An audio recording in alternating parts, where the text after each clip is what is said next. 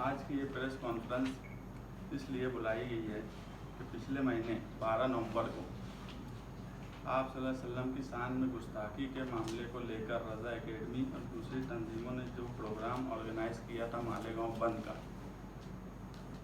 उस प्रोग्राम में शहर की सभी दीनी तंजीमें, मजहबी तंजीमें शामिल थी, इसलिए कि वो आप सल्लल्लाहु अलैहि वसल्लम की शान में गुस्ताखी के खिलाफ एक प्रोग्राम था और उस प्रोग्राम में पुरअमन तरीके से वो पूरा प्रोग्राम हुआ बंद का।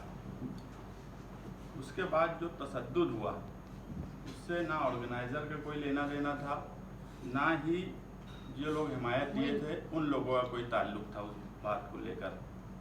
हुआ ऐसा कि बंद कामयाब था।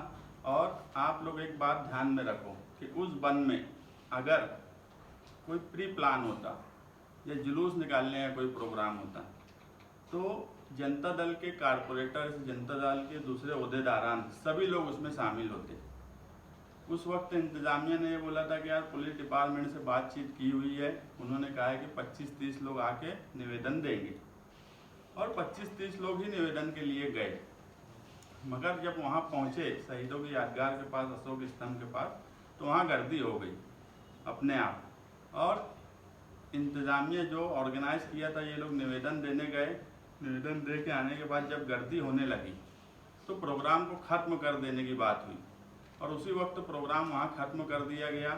प्रोग्राम ख़त्म होने के बाद वहाँ दुआ हुई और सब लोगों को कहा गया कि अपने अपने घर जाएं और अपनी अपनी दुकानें खोल लें।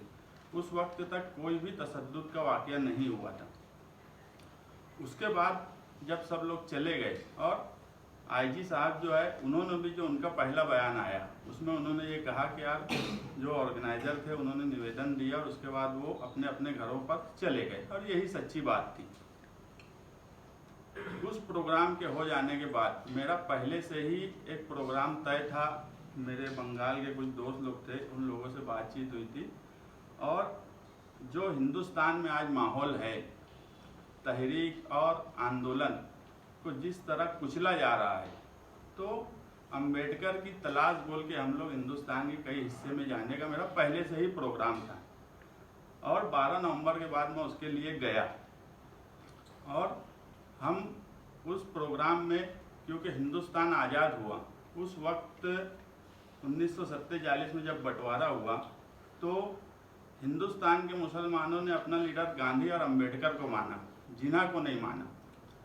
और गांधी और अंबेडकर का अपना एक नज़रिया था, गांधी का अपना नज़रिया था तहरीक और आंदोलन के जरिए आवाम को राहत देना, और अंबेडकर का अपना एक नज़रिया था कि कानून से लोगों को कैसे राहत मिले। और इसी मुहिम में हम कुछ लोग, मेधा ताई से भी बातचीत हुई थी, हम लोगों का पूरा प्रोग्राम बना हुआ था और उस सिलसिले में मुझे जाना ही था। मैं गया, उसके बाद जो ऑर्गेनाइज़र थे उन लोगों का कांटेक्ट हुआ और मालूम पड़ा कि ऐसी ऐसी FIR हो गई है और ये सब मामला थे। तो उन लोगों ने मुझसे कहा कि यार तुम कहाँ हो? तो मैं बोला मैं तो पहले से ही बाहर हूँ, मेरा ऐसा ऐसा प्रोग्राम था तो मुझे जाना ही था। तो उन लोगों ने कहा कि यार वकीलों से मशवरा कर लो, तुमको कानूनी समझ है। और प्रोग्राम कुछ हमारा अकेले का नहीं था, उसमें सभी लोग शहर के शामिल थे, इसलिए मुझे वकीलों से मशवरा करना मैंने ज़रूरी समझा और कानून ने मुझे इसकी इजाज़त भी दी है कि अगर कोई कंप्लेन हुई है तो मैं अपने तौर पे कानूनी तौर पे उसमें क्या मैं खुद फ़ायदा उठा सकता हूँ और क्या दूसरे जो साथी थे उनको क्या फ़ायदा दिया जा सकता है, उसके लिए वकीलों से बातचीत करना, वो सिलसिला शुरू हुआ। और उसके बाद से जो तरीके से मालेगांव में दहशत पैदा हुई वो इससे पहले मालेगांव शहर में कभी देखी नहीं गई। एक दहशत का ऐसा माहौल बना कि लोगों को निहाल साहब की याद आने लगी। यार निहाल साहब थे उस वक्त, कभी इस तरह की दहशत इस शहर में कभी नहीं हुई। जो लोग लीडरी कर रहे इस शहर में, वो लोगों ने, आवाम ने जिनको भरपूर वोट दी, वो लोग इस शहर की किस तरह नुमाइंदगी कर रहे हैं ये भी आज पूरे शहर के सामने है। ऐसे हालात में हमारा ये फ़र्ज़ बनता है कि कानून क्या है और कानून को हम किस तरह इस्तेमाल करें। और मेरी हमारा जो अंबेडकर को तलाश मुहिम थी वो इस FIR में ही आ गई कि यार अब आज के गांधी को अंबेडकर की ज़रूरत है। आज आंदोलन हो या तहरीक हो, अंबेडकर की ज़रूरत से मतलब कानून, और गांधी मतलब आंदोलन और तहरीक। और वो इस शहर में ही हमने देख लिया। त्रिपुरा के सवाल पे हम इसलिए एहतजाज करने की तरफ गए थे कि वहाँ की एजेंसीज ने गलत तरीका इस्तेमाल किया था, मगर वही चीज़ आज हमारे साथ मालेगांव शहर में भी हो गई। और जब मुझे एफआईआर और फरियाद की कॉपी दी गई और वो जब मैं पढ़ा, ये सब सरकार, महाराष्ट्र सरकार की तरफ से किया गया काम है। इसमें पुलिस का रूल उस वक्त भी बहुत अच्छा रहा जब तशद्दुद हुआ।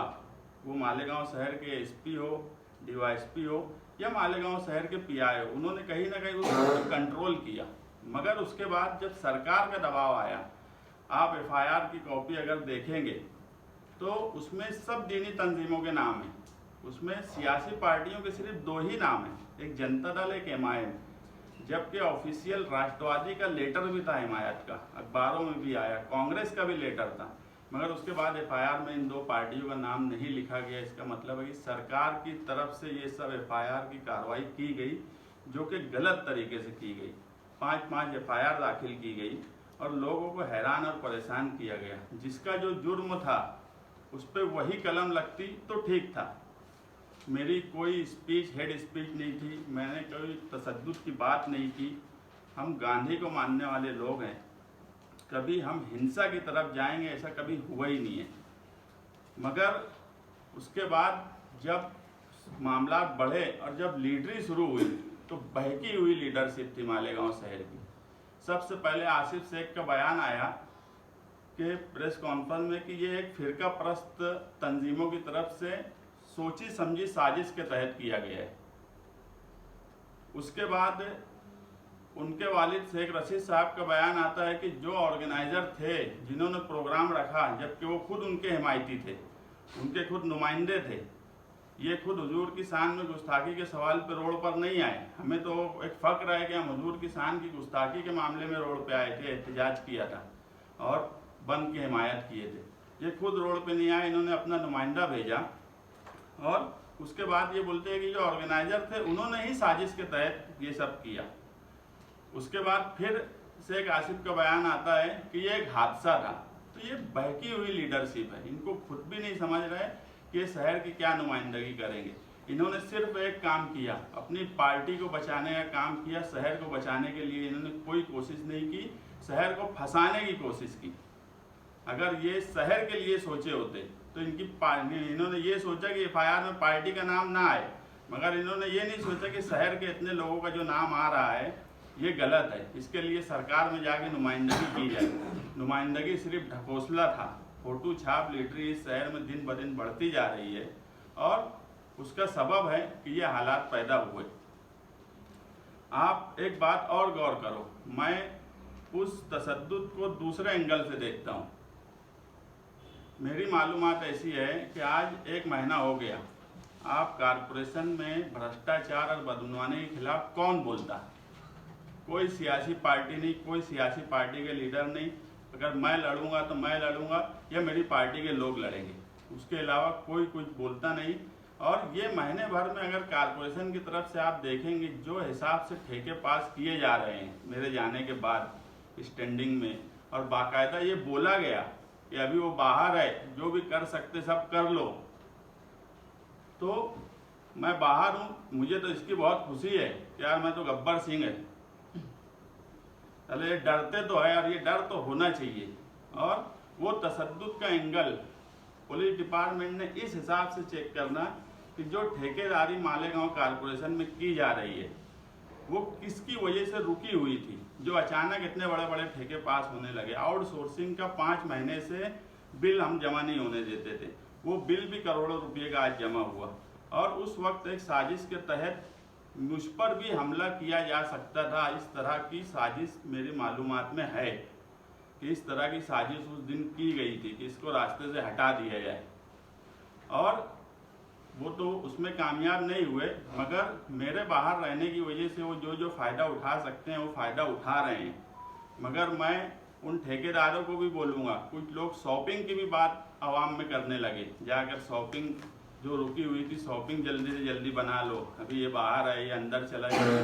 तो इस एंगल से भी चौकसी की जाए कि यार कोई ठेकेदार लॉबी तो नहीं थी जो फंडिंग कर रही थी कुछ और इरादे से, और तशद्दुद पैदा करके किसी को रास्ते से हटाना मकसद था। ऐसे हालात में मेरा सिर्फ यही बोलना है कि हम, कानून सबसे बड़ा है, कानून में हमको पूरा भरोसा है, पूरा विश्वास है, और मुझे ये भी मालूम है कि कानून की तरफ से मैं बेगुनाह रहूँगा, और जो भी दूसरे लोग हैं जिन्होंने कोई गुनाह नहीं किया है वो सब बेगुनाह ही आएंगे। मगर आज वक्ती तकलीफ है और ये तकलीफ सबको झेलना पड़ेगी। जो लोग अंदर है उनके घर वालों को भी मैं यही कहूँगा कि कोई घबराने की ज़रूरत नहीं है। इस शहर में, ये शहर हमेशा से पुरअमन रहा है और आगे भी पुरअमन रहेगा। मैं शान हिंद की बहादुरी की भी बहुत कदर करता हूँ कि ऐसे हालात में उसने बहादुरी से पार्टी को चलाया, शहर की नुमाइंदगी की।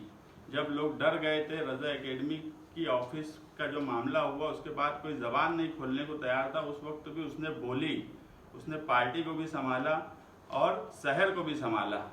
आज अब इस शहर में ये वक्त आ गया है कि जनता दल को ताकत दी जाए।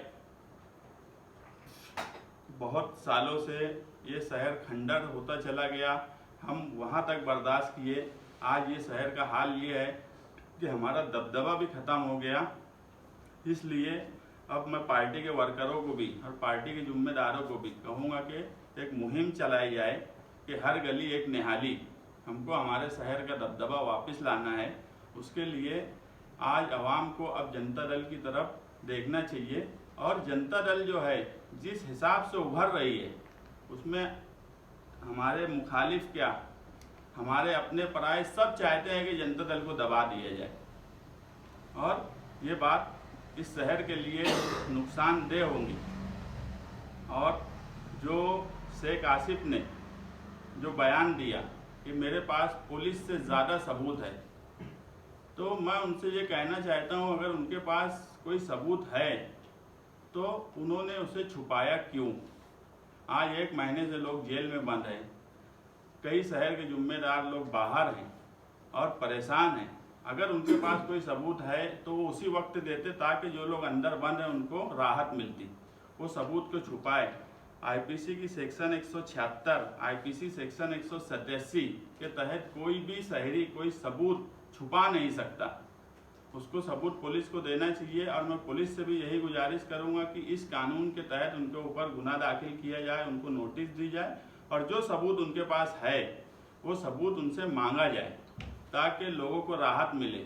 या फिर ये बहकी हुई लीडरशिप में कुछ भी ओल फोल बक रहे हैं जिससे इस शहर का नुकसान हो रहा है, ये नुकसान नहीं होना चाहिए।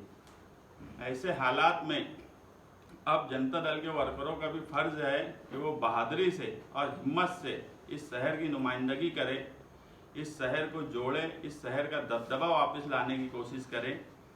नहीं तो हम इस शहर में आगे चलकर कोई तहरीक के आवाम के मुफाद में कोई आंदोलन भी खड़ा नहीं कर पाएंगे अगर हमारा दबदबा वापस नहीं आया तो। मैं जो लोग ये बोलते थे कि ये बाहर है वो बाहर है, मैं तो प्रेस कॉन्फ्रेंस लेने के बाद मैं खुद अरेस्ट हो जाने वाला हूँ। और अगर किसी को ये लगता है कि जो लोग बंद है इसलिए 16 तारीख को आर्ग्यूमेंट है, उससे पहले मैं जमा हो रहा हूँ। मैं चाहता तो 16 के आर्गूमेंट के बाद बेल होती है कि नहीं होती है उसके बाद भी मैं मेरा फैसला कर सकता था। मगर कुछ लोगों का ऐसा बोलना है कि यार जो लोग बाहर हैं उनकी वजह से अगर तकलीफ हो रही है तो मैं उनकी तकलीफ ना हो, इसलिए मैं अपने आप को कानून के हवाले कर रहा हूँ। मगर जो लोग जो राष्ट्रवादी के कारगुजार सदर हैं, जो राष्ट्रवादी के युवा के सदर हैं, उन लोगों ने आज तक क्या किया? हमारा जनता दल की तरफ से सिर्फ मैं था, अर्जुन मेरे साथ रहता था, आफ्ताब आलम, इसलिए वो आया। कोई हमारा जुलूस का प्रोग्राम होता तो सारे कारपोरेटर, ओहदेदारान सभी लोग शामिल होते। तो जिन लोगों ने ये राष्ट्रवादी की तरफ से, राष्ट्रवादी की सरकार है, राष्ट्रवादी के ओहदेदारान फरार है, हमारा कोई दूसरा ओहदेदार नहीं है जो फरार है, तो उन लोगों को पुलिस के हवाले करना चाहिए, ना कि दूसरों पे तनकीद करना चाहिए। और जो ऑर्गेनाइजर हैं उन लोगों के ऊपर तनकीद करके शहर को फसादी बनाने की कोशिश शेख रशीद साहब ने की।